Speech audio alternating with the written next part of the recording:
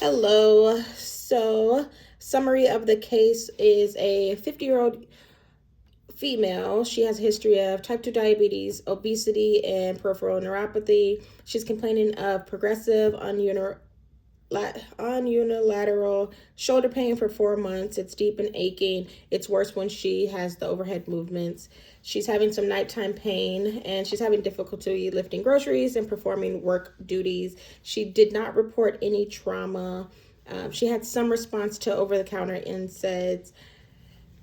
Some diagnoses that I considered were the adhesive capsulitis, which is common in diabetes, has the progressive pain and stiffness, limited active and passive range of motion, and the nighttime pain is typical.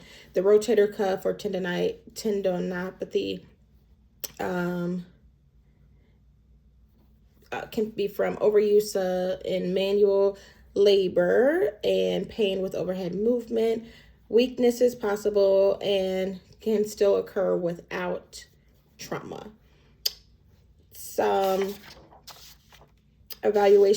diagnostic evaluations I would do is inspection for asymmetry, guarding, range of motion, passive, active, doing a neural exam, testing sensation, reflexes, strength, getting some labs.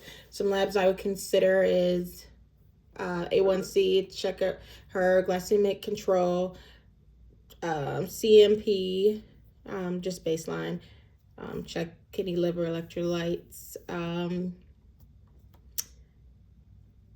lipid panel, CRP, imaging. I would start with x-ray to rule out any calcific tendinitis, arthritis, if needed.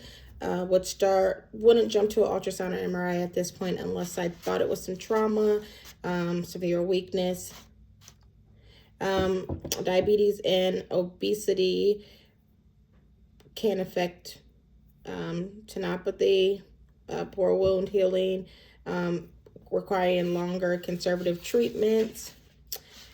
Some evidence-based initial management that's realistic would be activity modifications, home exercise handouts. If we can't find physical therapy that will fit in her budget, NSAIDs if they're safe. Once we look at labs, depending on the labs, some topical NSAIDs, and then start with those and consider cortisone injections, corticosteroid injections, if the conservative therapy isn't working, and just going from there.